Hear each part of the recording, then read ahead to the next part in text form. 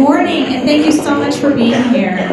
On behalf of our Guided Pathways core team, we are really excited to be here with you today and to be helping everyone have further conversations about our Pathways movement and get everybody excited about and appreciate the work that has been done so far on our Coastline Pathways team.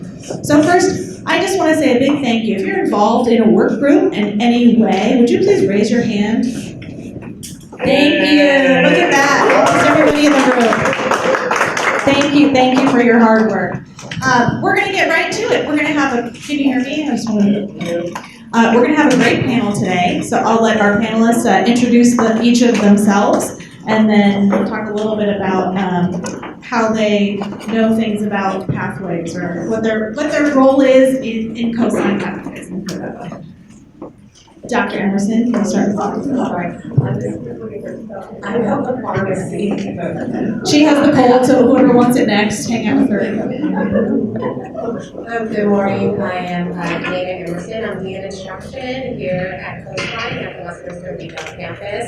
And my background with Guided Pathways, obviously here, working on it with the program mapping group. But then years and years ago, probably the first iteration of Guided Pathways, I worked on in the state of Oregon, which was solely focused on career technical education, high school all the way to obviously careers. Thank you. I am Joshua Levenshus. I am a communication studies faculty and department chair, and then I'm also the Guided Pathways faculty coordinator.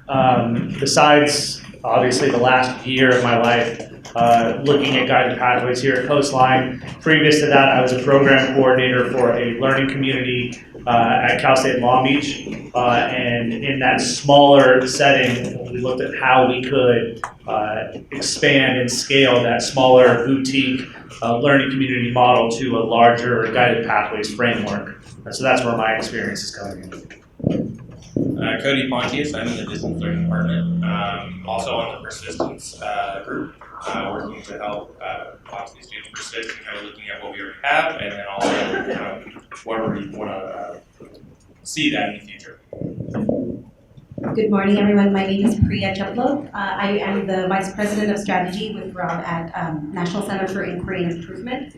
My background is in looking at the national landscape around Guided Pathways work and also on financial stability work. So looking at how can we design effective experiences for students that get them to their educational goals as quickly as possible, but how do we also support their basic needs, food, transportation, housing, childcare, all the real life stuff that could really do it in this work.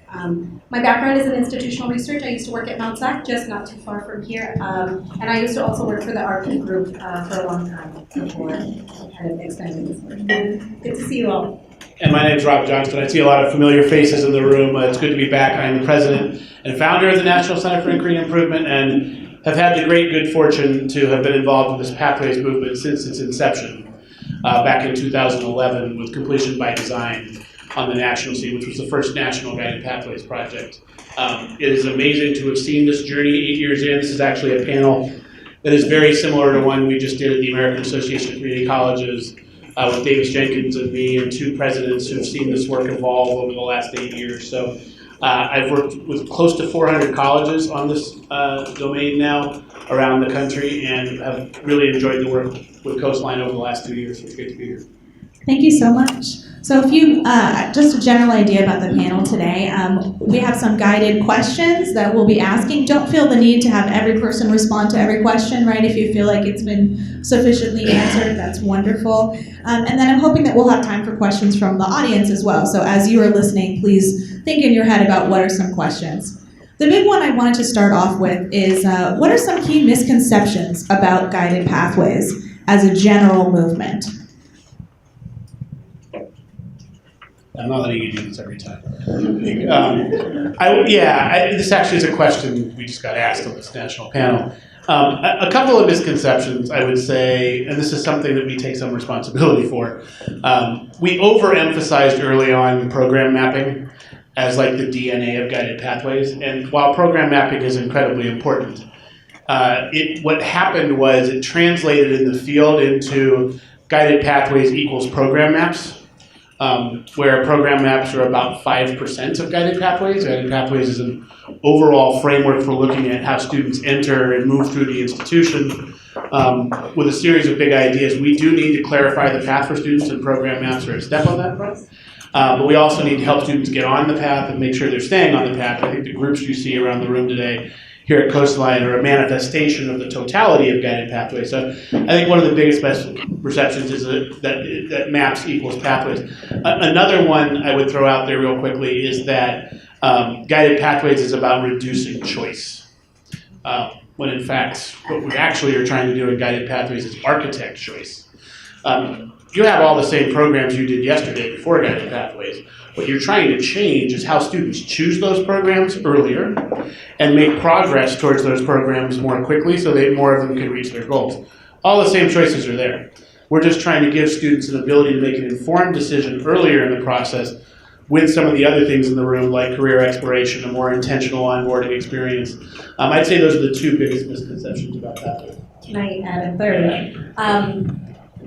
The famous quote from Field of Dreams, right? If you build it, they will come, is also something that I think we believe in. So there's a lot of work that goes into designing pathways, and then we cross our fingers and hope that the students will experience it in the way that we designed it. So we have to think about all what we are designing, whether it's areas of interest or program maps or a different onboarding experience with orientation. It's partly what we design and partly what happens as a result of it. So the misconception that just the design of it will take care of the impact of it is something that we should also think a little bit about. If you want to share a little bit about like the impact on student experience, the idea is so much about what are we going to build and how will that impact what the student actually experiences? How will life change as a result? I'll come back to it later, but I want to let these guys go. I think one of the things that, especially over the last year, investigating a lot of colleges that Rob and Priya have suggested to take a look at, is that guided pathways is not something that's off to the side of what we are doing. Guided pathways is virtually everything we are doing. Certain colleges have taken the approach where they have stopped all new initiatives and not allowing any new things to bubble up until they had started their launch of guided pathways. Some colleges have taken the approach where they are focusing on student services first and then instruction second. We obviously are taking the approach of let's do it all at one time, but I think the biggest misconception is that this is like anything else that the state has pushed down at any time, and that this is a pilot.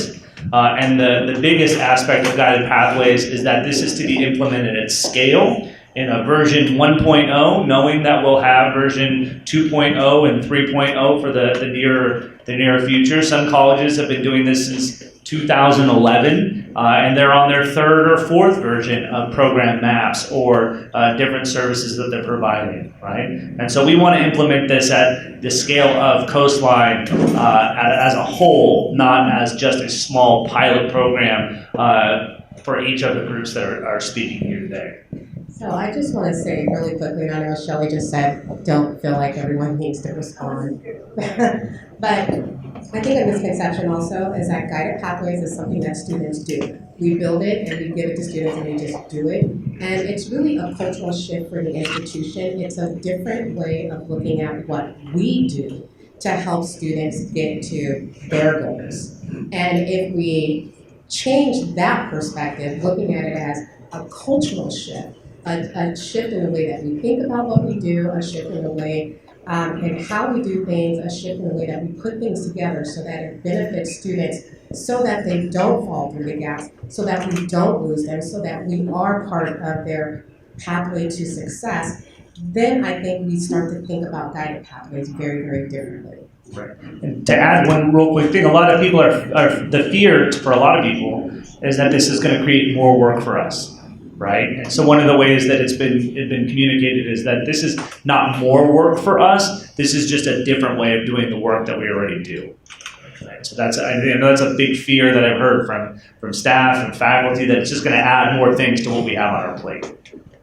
I really appreciate that, and a little bit of what you said, Josh, ties in. Oh, Cody, did you have it? Sorry. I just want to say it's not just another initiative that's siloed to kind of one department, one subject. It's definitely a whole college approach, and we've already kind of seen that with the people that are present today. It's everybody in the college is already stepping forward. And if you're not, please, we want everybody's voice in this, so that you're not just along for the ride, you're part of the decision making.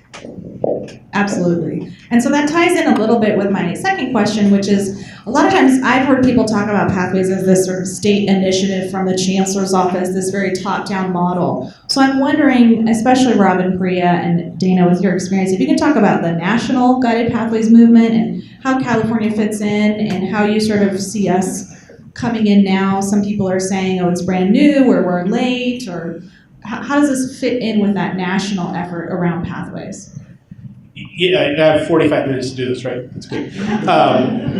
So I think what the California story is an interesting one, because California, and I also work in the California community college system, we tend to think like we are our own nation state. We exist independently of all other things going on nationally, that nothing crosses the walls of California without it being vetted by Californians first.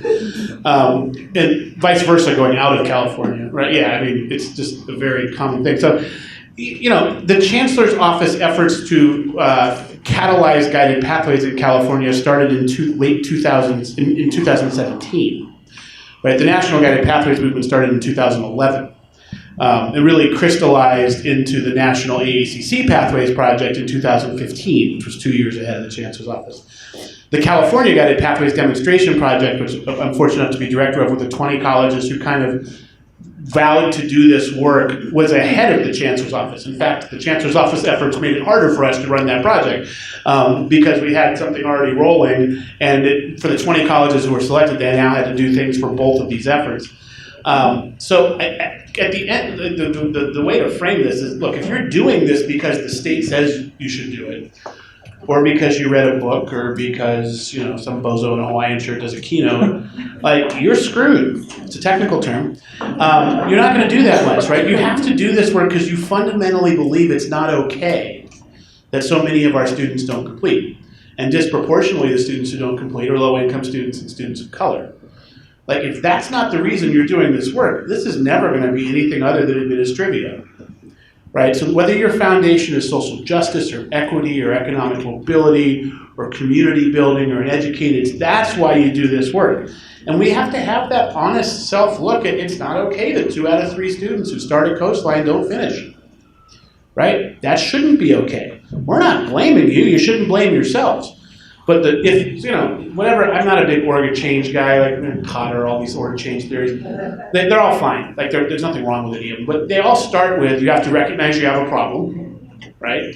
And it's like AA too, I hear. And the second thing is you have to believe you have some agency in changing it, right? Those are the 2 things you need, is a belief that there's a problem, and I think that the equity and social justice lens brings us there. And you have to believe that something we're going to work on, this framework of guided pathways being that, is going to help you improve the outcomes, right? I mean, what I tell colleges to do is, think about how many new students start at your college every fall. Let's just say it's 3,000 for a second. Well, right now, that means like 1,000 of those students will complete and 2,000 won't. What if you flipped that? And 2/3 completed and 1/3 didn't? It's 1,000 more students a year. Students you're seeing in your classrooms and offices. 2 out of every 3 students you see don't finish. And it's not because of the data, and it's not because of bad metrics.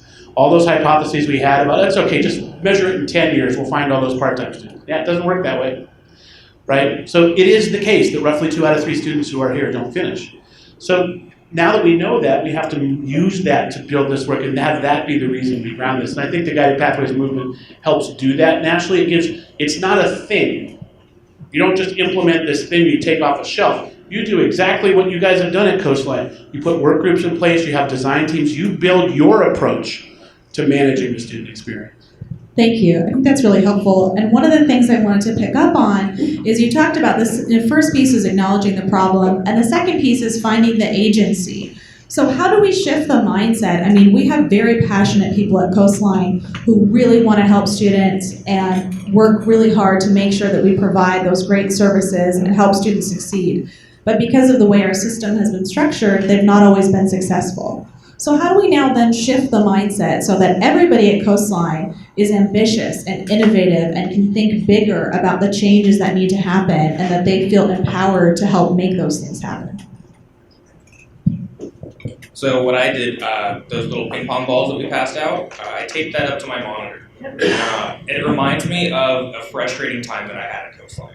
Something where a student's trying to do something and for whatever reason, a policy, a deadline, something, frustrated the student. And that frustrated me too. What that little ball does is reminds me that we need to change something. If I could say 3 words, it's opportunity, transparency, and trust, right? So first and foremost, we're trying to give everybody at the college the opportunity to participate in guided pathways or Coastline pathways work through the design teams. Eventually, that'll move to implementation teams and advisory groups to those implementation teams, right? Second is transparency, letting everybody know the process along the way. Shelly and I are working to try and every time something changed, make a graphic and put it out there so people can see. You can like us on Facebook, follow us on Instagram, and subscribe on YouTube, right? So you can keep up with what's going on, right? And know all of the things that are happening in guided pathways. And then that also gives you the opportunity to identify the areas that you want to get more involved in, right? And then the third is trust, right? As we get bigger as a college and we have more faculty, or as we grow more involved in the college, where more and more people are involved in the college, right? We still have to trust that the person who was hired to do the work can do the work, right? It's not a matter of just having them do it the exact way that we would want it done. It's that as the design groups come up with the general ideas and it moves to the implementation team, that's the expert in the area that has the knowledge and the know-how, right? And as the design teams can act as advisories to those people,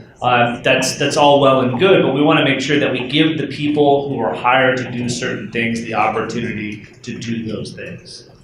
So I would say it's opportunity, transparency, and trust are the ways that we're going to really move things forward. I think those 3 would apply for like all of humanity in all the things. It just so happens to be in a higher education context. The other part that I want to add to what Josh said was this idea of it's not just about doing more, but it's also having the space to do less and to figure out which things can be removed to create more seamless experiences for both students and for all the people that work at Coastline as well. So this idea of opportunity, transparency, and trust is also to be able to ask yourself the big question, but why does it have to be like this? So why does it have to be like this for students? Why does it have to be like this for the institution? And then to feel the innovation and the ambition to say, we can change this. I think we're going to just echo the same sentiments consistently here, is that really, if you don't believe that anything needs to change, then you probably won't do anything. But if you can just point to one thing that you think needs to be different, that should be incentive enough to want to make that one thing different. And if you can't see it in the work that you do, talk to a student. Ask a student, is everything here the exact way you always dreamt it was going to be?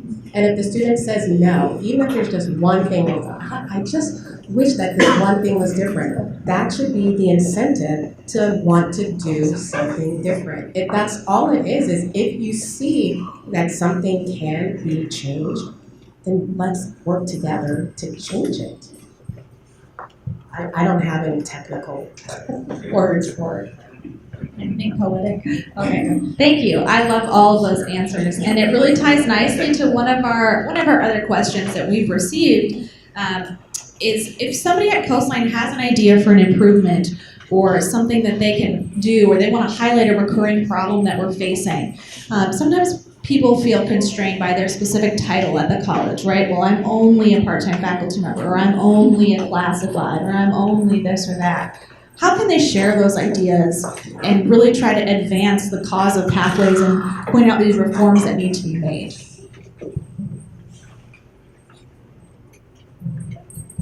communicate on social media. You can like us on Facebook. That's the one thing I'm learning about social media as I'm getting into this, is you constantly have to say the same exact thing over and over again. I think we're looking at opportunities for everybody to have input. We adopted a new communication tool called Slack that we're gonna start inviting people to participate in, and we'll have general channels where people can make suggestions. And I think we're gonna look for opportunities beyond the pathways for IAs to have more space for people to have comments. I mean, it's as simple as having a box where you could drop that comment in is fine, but realize that I'm always available. You can send me an email. You can always send Shelly an email. You can send anybody on the core team an email. The key is that this is an opportunity today for us to talk to each other, but let's find the opportunities to talk to each other on a more regular basis. And like Dana pointed out, when you identify that one thing that you want to work on, reach out. Reach out to me, reach out to Shelly, because we're the ones who are coordinating this, and we will put you in touch with the people that are working on it. We will put you in touch with the opportunity to implement, to put in your 2 cents. Well, and just because you identified something that you perceive needs to be changed doesn't mean that now all the heavy lifting is on your shoulders, right? Oh, I see that this needs to be changed. Great. Now you go do all of this work all by yourself, come back, sit on a panel, and then tell us how you did it. It's not like that. It's really, this room is full of people that have been working in the Guided Pathways arena. You can just share that idea with someone else, and trust me, it will bubble up and work will start to take place. And we will ask you, you saw this, what are your ideas? How do you see this happening? Not how do you want this to happen and what are your plans now to do it? It's just really coming together as a cohesive unit, which is us, Coastline, and putting the work forward. It's really just a matter of just sharing those ideas, trusting that you can share your ideas so that the opportunities can be presented. I would also say that if you know kind of who's on the design team that your idea is impacting, definitely reach out to them. If you're not comfortable reaching out to them or don't know who they are, there's constituency members that are kind of like your leads or go-tos. Myself and Casey Hipp are the classified members that are on the core team. Josh and Holiday are faculty members. And managers, you have, Shelly and David. Nobody wants to talk to us. But reach out to us, whether it's phone call, email, come up to my office. I don't care. Just I've got something Pathways related. And it's Pathways is important. So if I'm busy, I will make the time for it. Thank you. And I think part of it too is sometimes people feel like they're being critical or they shouldn't share something negative. So we had a classified day focused on, at a Friday, we had an event where we invited a bunch of fantastic staff came and they gave us some ideas and said, hey, I've noticed this problem in my department and I think we should be doing things differently, but that they may or may not feel comfortable sharing those. And so we just wanted to speak with one voice as people involved in Pathways and say, please share those. We are open to innovation, we are open to new ideas, and we are very excited about the fact that we don't, every single manager is not in the room every time there's a problem, and they don't always see things in the way that the classified do. And that's a very specific example of where we rely on everybody to do this work. We all have to step up and sort of point out things and not be sensitive about, hey, there's a way we could do this better or differently. So I don't know, Robert or Priya, if you've seen this at other schools or... Yeah, I think another answer would be that when you're in this phase of the work, which we would consider the design phase, that I think Josh and Cody both alluded to this. I mean, the idea of connecting either formally or informally with people on the design team from the area that is kind of covering where your problem is. I mean, I think going to this Guided Pathways Steering Committee core team is fine.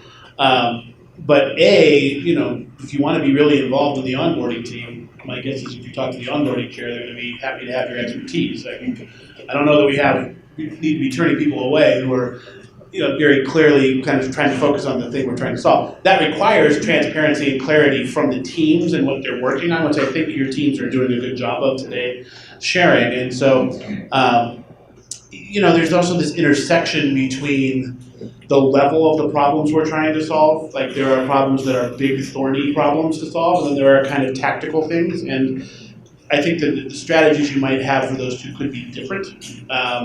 Where the tactical ones may be something you work through your management structure to deal with and kind of day to day. But if it's a bigger type of issue that you think needs to be explored, like, we were talking at the back with your career exploration people, brilliant idea to have more career exploration in a course that you teach. A big problem would be, well, who takes that course? And how do you ensure that people get that expertise and who might be exempted? Like that's a much different question than a very tactical kind of the order in which these two things happen needs to be switched. So I think there's a levels thing going on here. Absolutely, I think that's a really helpful way to look at it. Okay, so we have one last planned question, and then we will do some audience questions and feedback. I wanted to make some space to talk specifically about AB 705 and how it relates to Coastline and overall how it relates to guided pathways. And I'm going to let Dana start, because otherwise I think she'll run away. No. So, and then there is, and Tom Neal is in the back in a purple shirt always. He's hiding now, I see. My partner in solutions for AB 705. So in case you're not aware, AB 705, Assembly Bill 705 came down the pipeline. Basically the law that has eliminated the need to assess students for placement into math or English. And so with that, it's a little vague there, but basically what Coastline has done in response to AB 705 is we have gotten rid of the assessment test, the placement test that would generally underplace students, and we have moved to self-placement. But it also helped us to remove some of the remedial sequences that students get stuck in, and they can't move to those transfer level courses that then help them get to their academic goals, which is graduating from a university with a degree and then getting a job.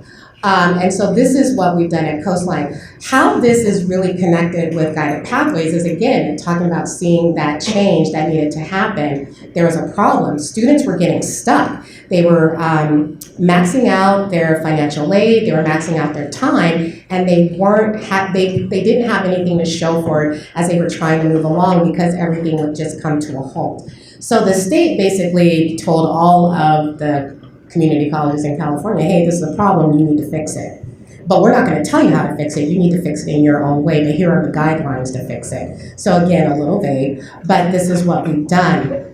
I see that guided pathways and AB 705 really do work together because it really is about making sure that students understand not only where they're going, but how they need to get there. And that it's like bumper bowling. I made this analogy before, but it's like bumper bowling, right? It's like, I'm not going to guarantee that you're going to bowl a strike, but I am going to make sure that you don't throw a gutter ball so that it doesn't count. So whatever you do, you're going to get up to that line, you're going to toss that ball, and it's going to count. I like that Vince is sitting here because he gets the whole bowling reference. It's going to count. And the more that you do this, then the better that you'll get, and that you can see your way to maybe not a 300 game. That is the good game, right? 300, but maybe I don't know. Is 75 good for starts? No, Dave says no. Maybe 100. 100. Well, we'll help you break 100. Obviously, I'm not a bowler, so I don't know. But I do see this as a way to, yes, let's break 100. Let's help you get something on the scoreboard so that you know you are winning, that you are making progress, and that we are here helping you to make that progress. And Guided Pathways is exactly that. We're helping students make progress towards their goal. That's our role. AB 705 also forces us to shift the way that we perceive student success. I've talked about this with many people before, that prior to this, students would come to college and stand in front of like a panel and say, hey, I promise that I can pass all of your classes, just let me show you that I can do all this, will you let me in? And so they'd say yes. Now it's more like students are coming to us saying, hey, I'm not exactly sure what I want to do. And our job now is to say, well, this is a success, right? This means you're successful because now we have the opportunity to help you bowl that 100 game. We're going to put up the bumpers. We're going to get you the ball the right weight. I know there's weights and colors. Pretty balls. Some aren't so. I think you may be at the edge of this analogy. I think you're right? I think you're right. So, but it is really just trying to help those students get to where they want to go with as much support as we can possibly give them so that it's just shifting that they used to come to us and promise that they would be successful. Now it's us promising that we will be successful in helping them. If I could add one more thing about what AB 705 does in shifting a mindset, at least for us as the college, is that it gives us permission, again, to mandate things. For a long time, we have backed off of making things a requirement because of the ideas of making sure that we have access and so forth. And there are things where we know students do better when we require them to do them, right? And so because AB 705 is a requirement for the student, they have to take math, they have to take English in that first year, it gives us that mindset that maybe there are other things that we can make a requirement so that students do succeed, like taking their critical thinking class or something within their first 30 units, making sure that they meet with a counselor within their first 24 units, and having their degree plan. Like, there are ways that we can look at still allowing access, but making requirements that help students succeed and showing them, hey, meeting with your counselor is a success. Literally making an appointment and coming out of that hour-long appointment with an ed plan, that's a success, right? And so I think AB 705 first scared me a lot as to how it was going to affect the student experience in making them take, like Rob said, 12 units of math and English in their first semester, where they're only taking English and math then. But I think that it also gives us a mindset where it gives us the opportunity to think about what other things can be required of the student that doesn't take their access away, but helps it to succeed. And just quickly, mandatory is one way, right? Mandatory means every single student has to do it despite their background and circumstances. The other model that we've seen a lot of promise in is the opt-out model, which is to say, we expect every single student to take this, but you can opt out if this is not the right fit for you, but you would opt out by talking to someone at the institution. And what we have also noticed is one of the pushbacks that some colleges would say is, but our students expect us not to have these things be mandatory.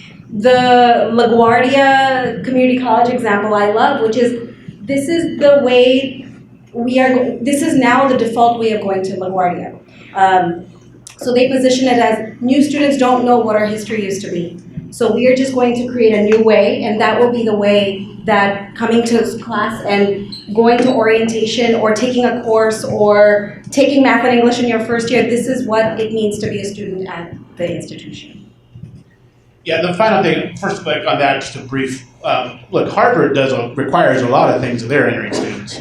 4-day onboardings a week, doing these things over there. Harvard has decided their students aren't ready for college, and they have all of these features to onboard students to go to Harvard, and that's the top 1% academically. We deal with the other 99% academically, and we do next to nothing for new students. We require next to nothing under the auspices of making sure we have access. But the question is, I mean, if Harvard knows they need students to come for 4 days and have an onboarding experience and get them ready for classes, doesn't it stand to reason that our students who've struggled academically are going to need that more, not less? Right, so there is this issue of that. The AB 705 thing, the other big provision of AB 705 is that students have to be able to complete transfer level mathematics and English in their first year, which essentially means you can only have one of two models. Right, there's a small asterisk on a third model, but that means you either go to a co-rec model where students directly enter the transfer course and they've got support around it, or you have a 2-semester model with kind of a 1-semester prep and 1-semester transfer level. This is counterintuitive that this works. I know if you haven't heard of this before, you sit there and go, well, they couldn't do it in 4 courses before, why shouldn't we be able to do it in 1 or 2? The data is counterintuitive. The data is really freaking strong. Like when you look at colleges who've done this at other places, where you look at success rates of students ever passing a transfer level course in math of 15 or 20% over 2 or 3 years, going to 55 or 60% in 1 year.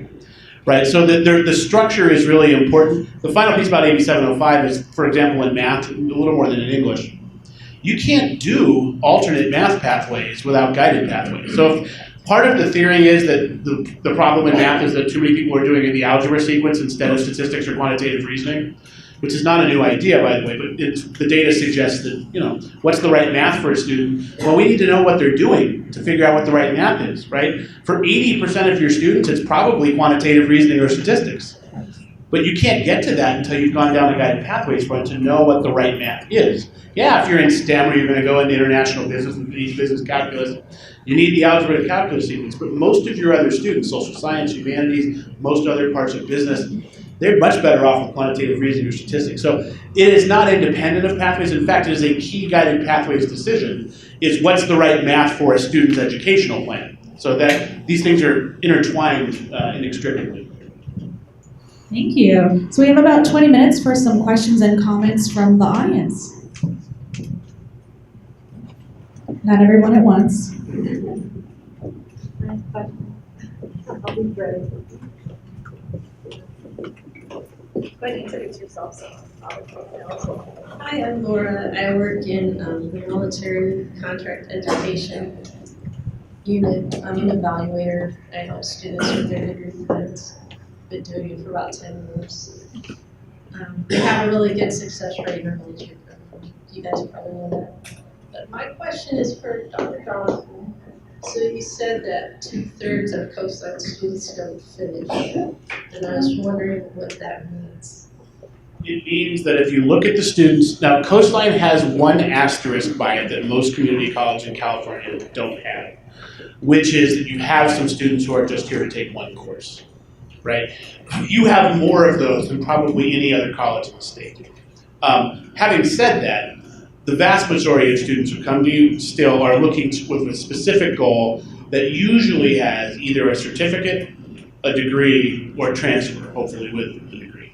You do have some students who are at another college and taking one course, and you have this, Aaron, remember it's like 40% of students fit that model? I don't remember the number. I might know.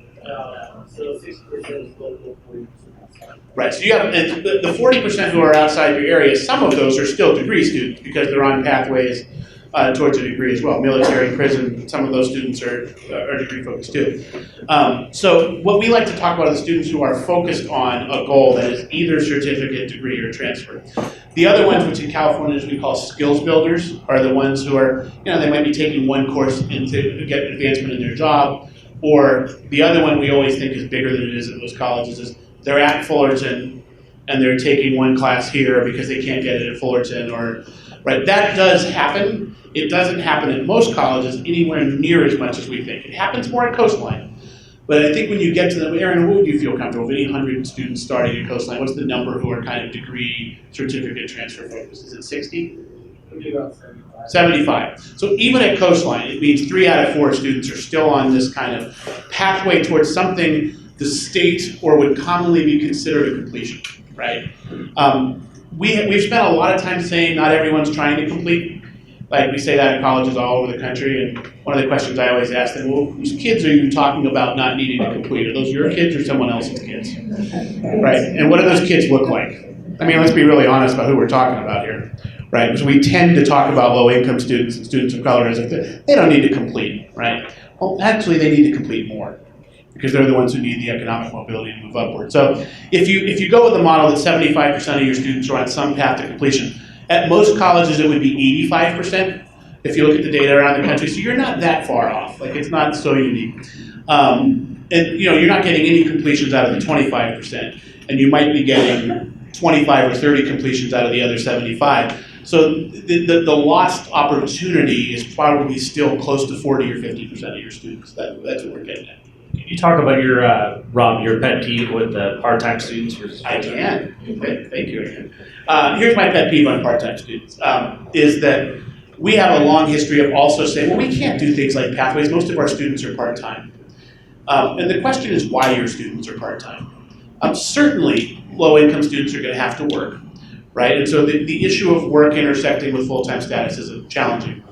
But we often make that type of statement as if they're fixed. Like being a part-time student is something we can't change, help change as the institution. When I would argue on about 3 fronts, we have some data suggesting it's true, you actually can change that. One, you can have consistent schedules that don't change every semester that actually work for students with their work schedules, right? So I don't know about what job you had when you were 19 or 20, but the job I had when I was 19 or 20, if I went into my boss and said, hey, I know last semester I could work Tuesday and Thursday afternoons, but this semester I can't, sorry. I wouldn't have that job anymore. And so what does the student do? They gotta work. They don't take as many classes, right? So the scheduling that we have is a big deal. A second reason is because many of your part-time students don't understand why they're here. They're not motivated, they don't have a value proposition because I have this whole rant I can do, but I don't have time to do. It's about, they're just here taking some classes, right? That's what we hear a lot from our students. They don't know why they're here, what they could do. They don't know what their end goals are. And finally, we do need to work on student financial stability and put packages together for students that can help more of them go at least more full-time. Our colleague Davis Jenkins is one of the other national experts in guided pathways, is very fond of saying, stop telling me about full-time and part-time students. Tell me about whether they're on plan or off plan. Every student's going to have a customized education plan, and if you're part-time, you can only take 6 or 9 units. One of the things we should be saying to students immediately is, what does that mean you're going to complete? What's your completion date? Because if you can only take 2 courses a semester, guess what? You're on the spring 2028 plan.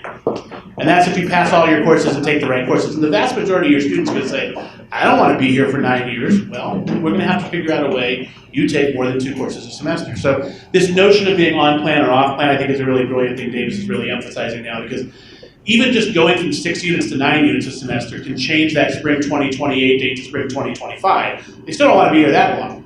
But the idea here is we try to get more of them to go more full-time. And the key is that every student has that plan of, given what they've already done. And for you, I think at Coastline it's even more important, because you have a lot of students who come to you already having credit. Like what you're doing on the military side is figuring out what other things have they done, and then what's their plan to complete given the other things that they've done. In other states, we have to deal with dual credit a lot. We don't have to deal with that as much in California because a smaller percentage of our students are high school students with dual credit. That's as high as 50% in other states. And so, I mean, these maps are great, but if 50% of students come in with college credit already, you immediately have to customize their plan off the map, and that's true for a lot of our students too. I was also going to add just about part-time students that part of what Guided Pathways is trying to do is build some level of predictability. That says to students, if you do your part of showing up to class, focusing on your education, then we're going to do our part to make sure that the next leg of your educational plan is going to be there, that the classes that you need to keep making progress is going to be there. So, and the argument is that part-time students probably would appreciate and need that predictability and that structure more than full-time students would. Thank you. Other questions? I saw Dave. No. Sorry, I saw you over here. You can't see behind. I'm going to speak just because I can. Because I'm retiring and everybody can beat me up if they want to. Looking at notes on her phone, that should really worry you. No, because I'm listening, and I've been, in the district for 35 years, but the last 20 plus I've been in the military program. And when I heard Guided Pathways come out, when you guys came, I wanted to call it Shame on Us Pathways. Because we weren't being receptive to what students needed, and we were not making changes until money came down and mandates come down. And then we hate when the mandates come down because they force us to do things. But over time, I realized that we have to appreciate that some things come to fruition a lot later than we want them to, but if you move that way, it will get there. And I think sometimes we struggle with that because, yeah, we've been doing a schedule for military and corporate program for years. Same courses, same 8 weeks, online. Our students are part-time, but they can plan out what they need. It's frustrating, but the bottom line is that didn't happen overnight either. So I was thinking about that, and I also wanted to tell people as well, we talk about if you have an idea or you see a problem that needs to be fixed, that's one thing to share. But it's also about just sharing a best practice, and that could have been one conversation you had with a student that really resulted in something positive. It's sharing those best practices too. Sorry, I'm going to get all my notes. I want to stop. I still think that when we look at our data of students coming in for a certificate or degree is still false because they're checking an application. It is not coming from further conversations to really determine that that student who's checked degree was really coming here for one class because they didn't know. So I think 75% is really quite high. And so for us, I think, and Aaron and his team are excellent. We've never had such excellence in our research and data that we have with this team. Yes. But I think we do have students that come here, even with our military program, to get that course to help with time degree completion. And we should report that all the time. And they try to get the data. We have students that go to schools out of state. We have students that go to these private for-profits. It's because they have the same model we do. So that's where our students go. How do we look at continually looking at that data? Those are my three things. The only thing I would say to that is I will tell you that I am not remotely worried about your military students, your veterans, or the special population students that have people like you and Tom serving them. What I worry about is everyone else. And so to bridge your 2 points, the things we do for students who are in the military and veterans and other types of services that are highly intentional, highly structured, are essentially the hallmarks of Pathways. You're helping students reach their goals. The problem is the majority of your students, and you guys it's less of a majority than might be in some places, who don't fall into those buckets are the ones that you might say shame on us about, right? Because it's not your military students that are the problem. You are managing their journeys. You're doing it with veterans. You do it in ELPS. There are places which we do that, and the question is, what's the experience of the rest of the students? And yes, it's true that at Coastline, there are slightly fewer of the rest of the students who don't fall into those categories than at Orange Coast, right? Maybe it's 10 or 20%.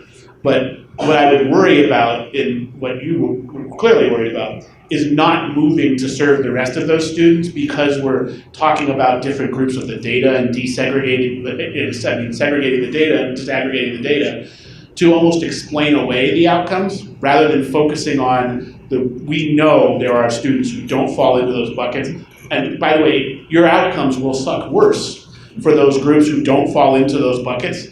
It's not even a question. Like if you take out the military, you take out the veterans, you take out the cohort-based CTE students and then calculate your completion rate, it's depressing because those are the students who are they're not getting the support they need. Thank you. And I do want to mention as well, Josh and we talk a lot about how we use data in our conversations, and we do appreciate the perspectives, especially of folks that have been around a long time, but I don't want to take away from the people that we are designing for. We're not designing for the exception, we're designing for, like we talked about, the majority of our students who are falling through the gaps, and we got to keep that at our core and build on the things that we're doing well and move that forward. So I think, Dr. Adrian, did you want to? Yeah. Yes. May I exercise your privilege? Excuse me. I wanted to follow up on that. I think I wish that we had a longer time to have some difficult conversations because I think you brought up this idea that we already have some best practices that we haven't scaled. And why haven't we scaled them? And I think sometimes there's this perception that if you scale it, then you're going to need all the staff that you have in military that we don't have in general fund. And that we're going to need this. So there's a perception that to be able to scale the best practices, that you need more money, you need more staff, you need more time. So can you just respond to that based on what you've seen from other colleges? Oh, thanks, Lori. That's an easy one. Yeah, I mean, so it is this seeming conundrum of this work. It's like what we do for athletes, what we do for cohort-based CTE programs, what we do for veterans, what we do for military can't be reproduced. And so, when we look at it, the question that I always ask is, well, what is it about the student experience that those students get that is leading to them being successful? And as some of you may have seen, I think I did this a couple of years ago, this Family Feud thing I do, and you kind of extract what are the things that help athletes, community college athletes, or cohort-based CTE students, or military students be successful. When you extract out what are the commonalities in their experience, high degree of structure. They're told what classes to take in what order. They have an onboarding experience that is highly intentional. They don't have to find student services, it finds them. They're motivated, right? They're motivated by something on the back end, whether it's the career most directly or transfer and for athletes playing. They have peer groups that are supportive of them. They have someone at the college who's responsible for their success. So when you start breaking those things out, and you look at the commonalities of what works for those students, you realize there are lower cost ways to build those for general population, right? And I think the way your groups are set up, your design teams, and if you think about the 4 big pillars of pathways, clarify the path so students know what they need to take to get to where they want to go. Well, that's an experience that all of those students get. Help them get on the path, right? Help them make informed decisions about career. So that's onboarding, that's career exploration, that's the meta major idea. Help them stay on the path once we get on. So that's the intentional, intrusive support, and persistence, right, which you have in the back. And then ensure that they're learning what we say they're learning, right? So that this is really a focus on teaching and learning, and how do we talk to each other across, classroom walls about what's working in the classroom, what's not working. So there's no magic answer to this question aside from trying to think about what it is in the student experience that, for example, military students or veteran students or athletes or surge tech students get that the students who aren't in those programs don't get. And how do we build those things into the experience? So it's not exactly the same, right? We don't have a 15-to-1 ratio or a 21-to-1 ratio, but the experience is closer to that experience than it is currently, which is just, go take some classes, we'll figure out this out later if you ask us, right? The other piece, Lori, is also that not every single student is going to need the same intensity of support. And so you have some students that just need you to confirm the classes they're taking next semester, and then you have other students that you would see 15 times during the term. So the idea here is that you're not providing the most intense level of service for every single student, and that might actually make space for having the types of conversations you want to have. And there are efficiencies here. So there are technology solutions that can be chosen based on the student experience that you're designing that might free up time, that will allow you to have the more intense, necessary conversations with students instead of the more transactional conversations, for example. But I want to hear his question. yeah, I know. Yes. Yeah. He's been very patient. Introduce yourself. Yeah. Good morning, everybody. My name is Renee Gutierrez. I'm the NPC project director here at Coastline College. My question is about, on an organizational level, how do you encourage or maintain an equity-based mindset? And the reason why I ask this is because in the conversations about equity, we know we're running into also like the traditional mindset of, well, if a student is not here, then that's their problem.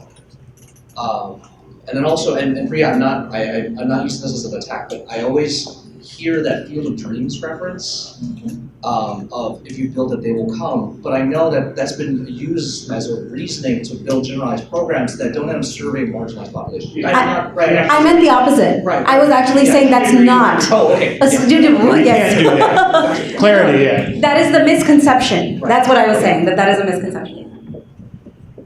You want to go in? So this is another, going back to what are some key misconceptions about pathways, is that it does not have equity at its core, which I think is just fundamentally untrue. Right? The data that brought us to this is the impactful data on who is on average being less successful in higher education, and we come at this with a recognition that we have a 6 or 7 decade history of blaming the student. That the unit of change is actually the student or their families, right? And the assumptions we're making about communities of color, which I find A, institutionally racist, and B, wrong. That communities of color actually don't value education. And I find in my experience, they're actually often the communities who value it the most because it's the only way out of the intergenerational poverty that they're experiencing. You can tell I have a rant on this that I'm like, stay sort of far. But I think the question is, so it's back in fusing the last 2 questions from Lori's question.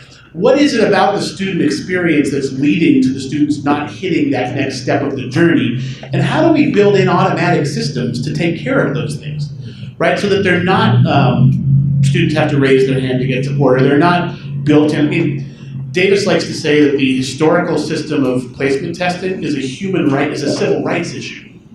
Right, what we basically did is hold a bar here and say if you weren't meeting that bar, you didn't get to be a college student, which is essentially what we said.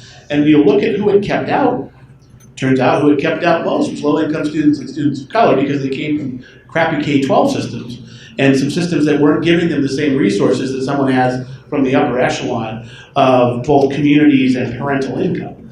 Right, so, and what we found with AB 705, by the way, is it turns out we were wrong.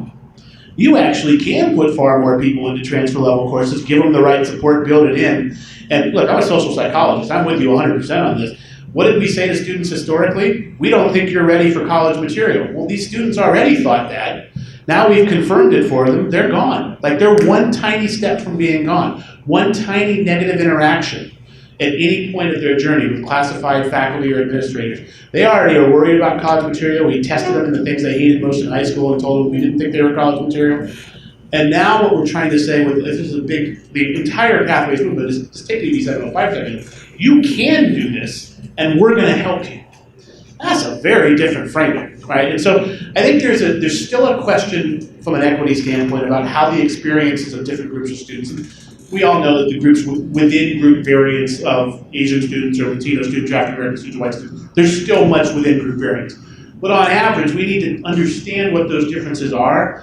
And I think when you get into the classroom, there are some teaching and learning things we can do. But there's also things we can do at every stage of the student's journey to help make sure that students aren't unintentionally being pushed away or told they're not worthy. And I think that's a key piece of Pathways. It's actually as inclusive to create the experience that rich students get, right? To have the resources that all the rich students have. We want to build that in to make sure everyone has, because we can't fix the playing field that 12, 13, 18, 20 years has led to here.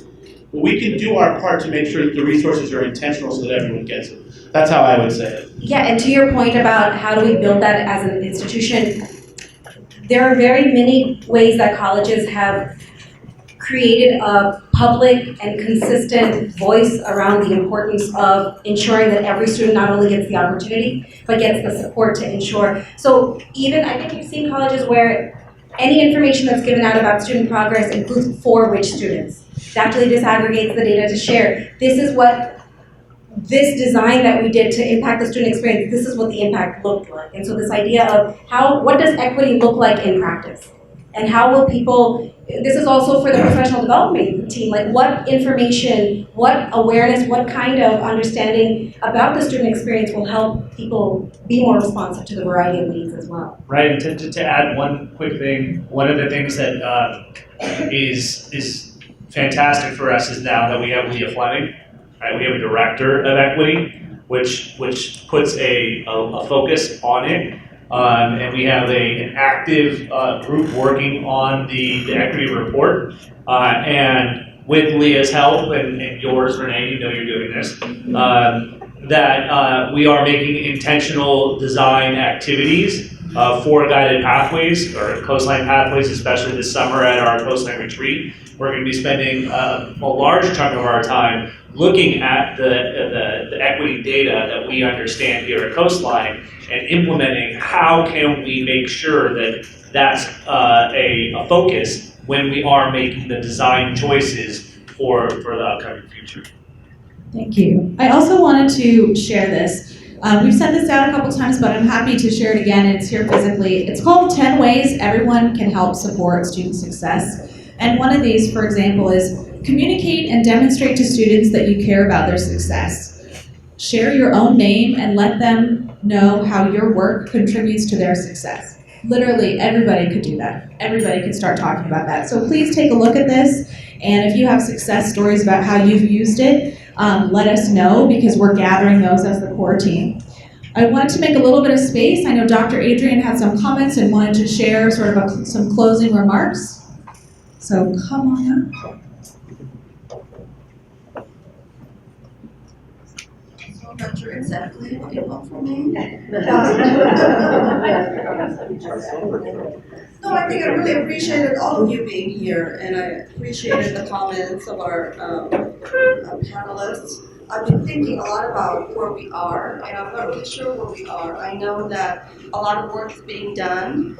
I appreciate all the work of the teams that are, and I guess I prefer to call them design teams, because I think recently there's been a question about, so okay, what happens with this work group? Are they also going to be doing the work? Then who gets the work done, right? And I especially appreciated the conversation about some of the myths. And I raised the question because I think that's a myth that we need to really deconstruct and get over with, because I think it could really serve as a barrier. And I think we've been very lucky to have the guidance of Rob and Priya, and I know Allison has also been here because they bring tremendous expertise in those areas. And of course, we wouldn't be where we are without Shelly and Josh and all of you who've been working. But it really requires all of us, because it's not the design teams that are going to implement the things that are going to be done. We will implement them in our own work. And I really like that we were able to talk about the fact that it doesn't really require that we do more. We may do more, we may do less, but I really like that comment. It doesn't mean that you add and add and add. It means that you think about what we're doing right now, and maybe we may stop doing some of the things that we're currently doing, or we may think, we may design them. I think I like the word, Rob, that you use. It's re-architecting and reimagining. And I think that's one of our strengths, is that we're really good at that. And I also really think that guided pathways, as I've been thinking about it, is really a vision. It's really a vision for a better experience for our students and better outcomes for all of our students, not just the special populations, but all of them. And it's anchored, as you said, Rob, in social justice and equity framework. And sometimes it's hard to think about it, because I think as community college especially, and our district in particular, I guess that's not necessarily a criticism, I think it's a fact. We're so bureaucratic, right?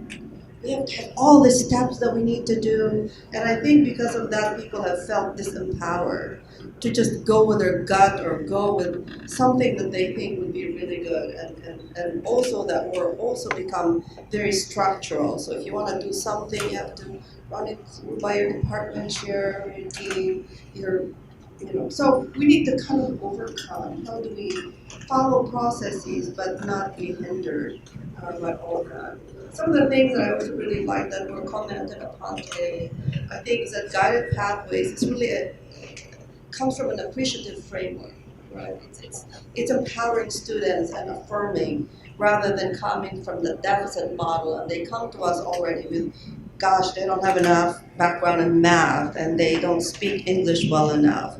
So it's rather, what are the things that they bring to us that we can help strengthen. And I wish that we had more time to talk about the part-time issue, because I think that's an opportunity that we haven't captured.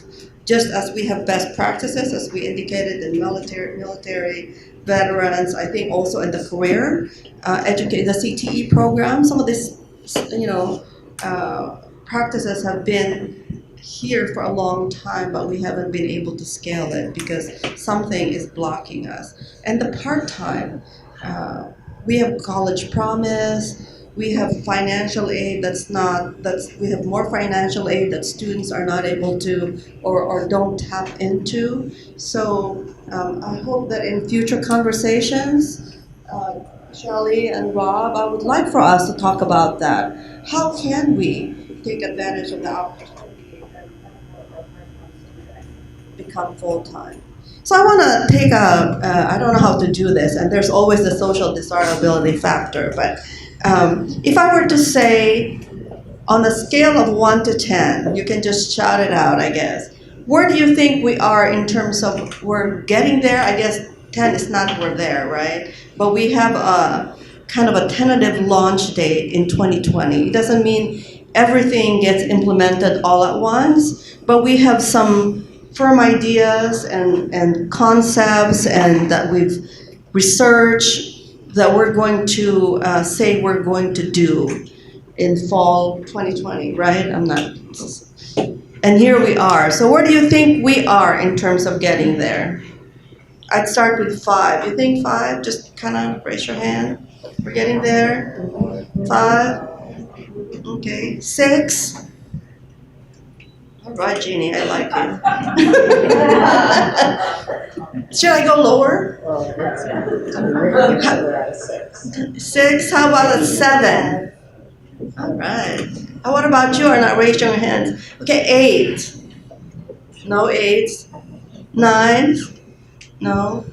9s. Okay, let me go back. We're 2. 2. We're not. We have a lot of work to do yet. 3. No, I know, but I want people to kind of raise their hands. I just want to know. And there's a lot of people that are not raising their hands. You need an anonymous phone-based survey for this, because no one wants to say. Heads down, thumbs up. Come on, we're Coastline, right? Okay, I'll try this. I'll just hang with this for a few minutes. You know that it's not good. Rob always tells me this. There's no causality. There's no blah, blah, blah. He'll tell me, he'll remind me. What I also tell you is never to give researcher. Lori a mic before lunch. This is not a good researcher. No, please, I'm going to hold you to lunch.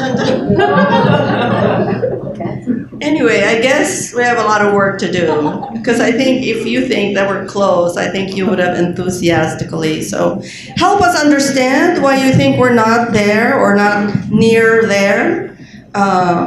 Because we really need to hunker down, I think, and get the work done for our students. I think the question is an interesting one, because I think there's the question of how far are you towards fall 2020, the experience being rolled out, or where are you now versus where you should be to roll things out in fall 2020? And actually, I'm more interested, I think, in where they think they are. In Right. relation, but I think those are 2 different lenses. One is, could we turn it on today? You're probably at a 2. Because you can turn on some things today, but you're not ready to turn them on yet. But are you ready to, that you're 15 months, 12 months out of the onboarding experience? You're probably, in my looking at college around the country, you're pretty close to where one would expect a college to be who's going to roll this out this fall. But I would say that those aren't the same thing, right? I mean, if you had to turn this on for this fall students, you would be way behind, right? Because you don't have some of the experiences crafted. There are still key decisions to be made about onboarding and career exploration, and how do we translate the maps to plans. Like, this is the work that's happening. But from where we sit, looking around the country, I mean, you guys have operationalized your work groups and design teams very well compared to some other colleges. It is actually really good news that we got the feedback at one point that your design teams were worried that their recommendations wouldn't go anywhere, because it means they actually were at the stage of making recommendations they were worried wouldn't go anywhere.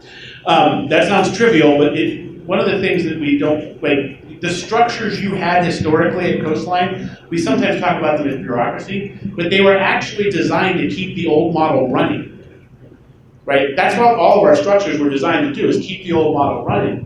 What you're trying to do is create structures to build the new student experience. So it's a very different process than the things you had going on before. So I think that's an important distinction for folks, is that you're on your way towards, and as Josh said a number of times, version 1.0. Right, here's the good news. You get a chance to fix everything for the next set of students that come in the next fall almost right away. And so one of the things you're going to have to build in is, what is your process next fall to reflect on what happened? And how to build version 2.0 that's better than version 1.0. We don't have those set up. Like an implementation team model that you're talking about could have that built in. But it's just a different way of thinking about the work. Right. One simple way is to say that you're on plan. Right. Versus off plan. Yeah, I'm less worried actually, and this is gonna be my last comment because I know you're all thinking, oh God. Okay. I'm less worried about the work of the design teams. I do know that we need to pay some attention about the process of handing it out to the groups that will implement them. I'm more concerned about people buying into that vision. Because I think that's truly what's going to make us succeed. And that's where I'm trying to gauge, right? Not only understanding it, but feeling it and saying this is going to be my work from this point forward. and it's gonna be reflected in this redesigned, re-architected practices. And the corresponding tolerance for ambiguity, because you don't know how this It's gonna is be all. messy. You don't know what this is like till you do it, right? And there's nothing we can tell you that's gonna say, oh, here are the 14 things that are actually gonna go wrong when you try to do this at scale. You gotta experience them because it's different in every college, right? So there is that tolerance for ambiguity and this idea that this is a culture of continuous improvement we're trying to build. It's not a one-time shot. It's not a one-time implementation when we go back to doing the other things. It is reimagining that student experience and being willing to come to the table and say, all right, I'm not exactly sure how this is going to go, but I'm working with a bunch of other people here, faculty, staff, and administrators. When collectively together, we're going to figure out how to make it better every year. And that, when you look at the stories of the early guided pathways colleges, that's where they've gotten somewhere. It wasn't in year 1 of the rollout. It's in years 3, 4, and 5, because you look at it at scale, you look at this redesigned student experience, and you think, okay, well, what were the holes that we need to now fill, or what's not optimal, or maybe this thing we thought was going to have this outcome, turns out it doesn't, so we need to try something else, right? And so those are the things I think you're really looking for is, there's an urgency to 1.0, but also a patience and a long-term vision for that this is going to continue over time. All right, for Dr. Adrian, if you're on board, right, with guided pathways, raise your hand if you want to try and change something and do it for Dr. Adrian. There you go. Now she feels better. Thank you so much. Thank you, thank you.